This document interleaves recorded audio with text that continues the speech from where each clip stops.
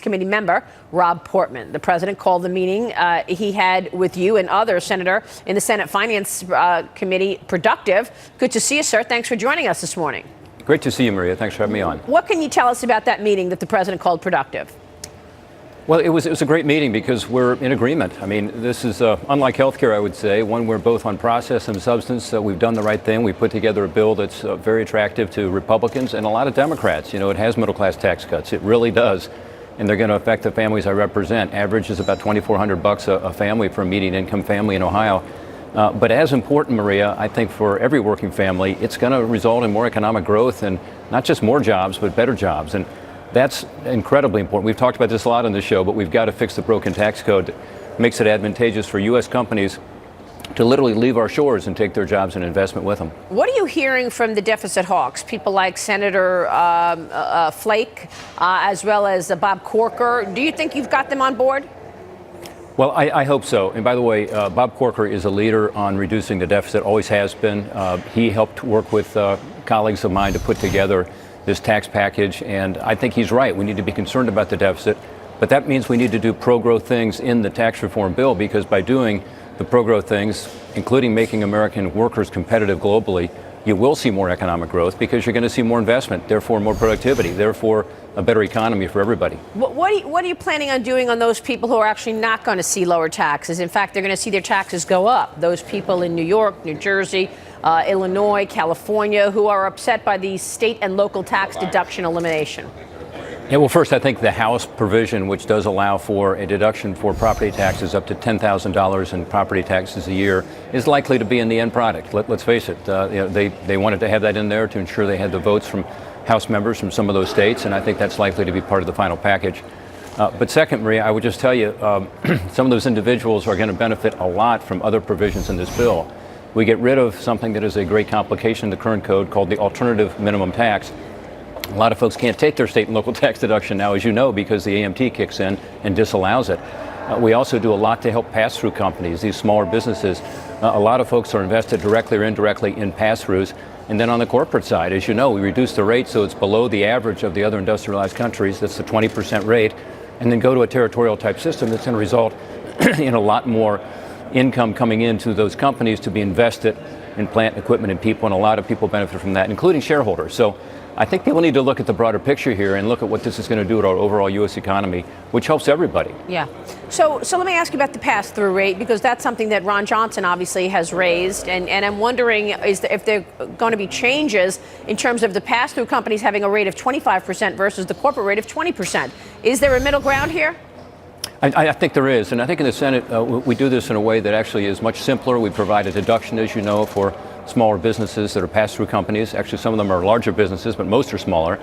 The National Federation of Independent Businesses, which is the one that represents so many of these small businesses, is strongly supportive of the bill. They like what we put together.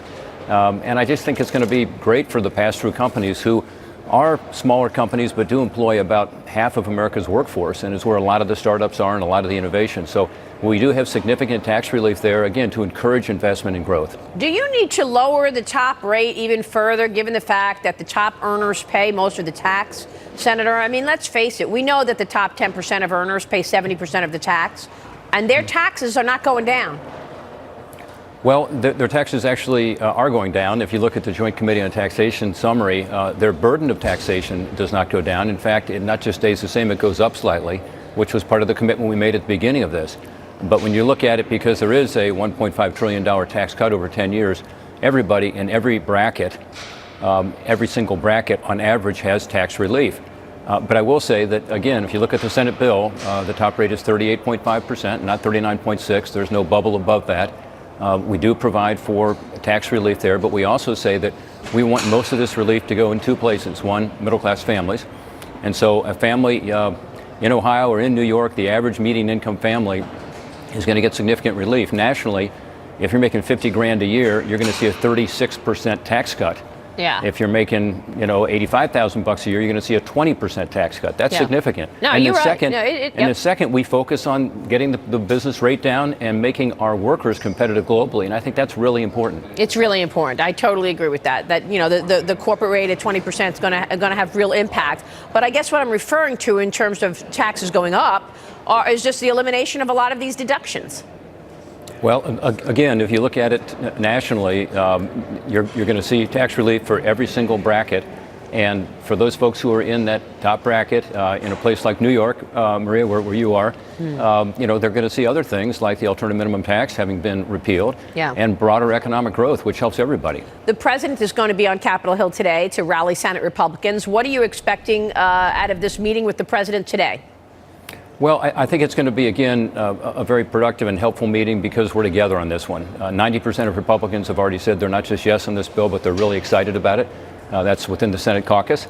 We also have some Democrats who are interested. Why? Because it is middle-class tax cuts, and they've been calling for that for a long time. So I think it'll be more like a supportive rally than it is trying to focus on the members. About 10% of our caucus who aren't quite there yet, who want to get there. By the way, all of them want to get there. This is not, again, I make the analogy to healthcare where we had real differences, philosophical differences. Here, it's a question on the small business side, for instance. We know there's significant tax relief. Should there be a little more to provide parity with the larger companies? That's the question. It's not whether this is good policy. So you feel like they want to get to yes, and that's certainly a good sign. It's different than what we were dealing with a couple of months ago. Have you actually spoken with John McCain? Do you think John McCain wants to get to yes?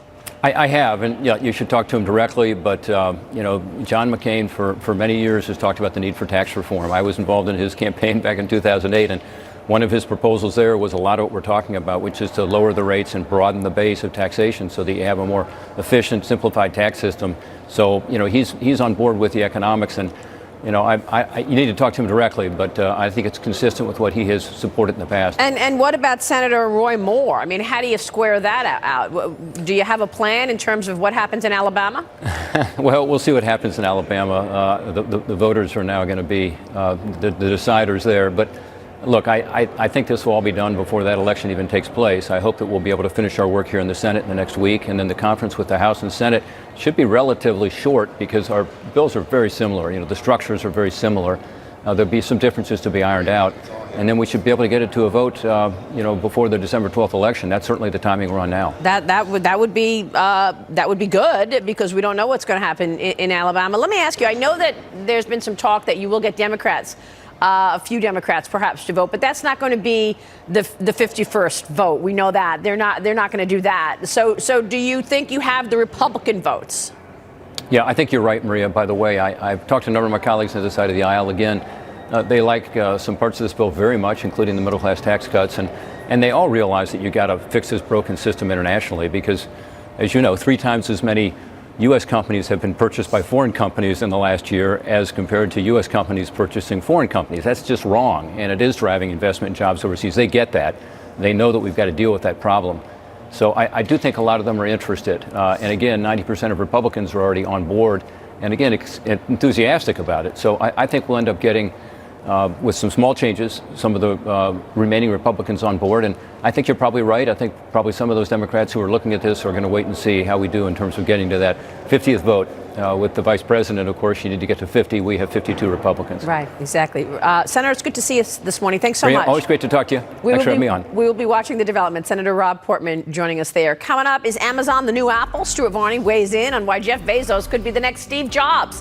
And then another scandal racks Wells Fargo.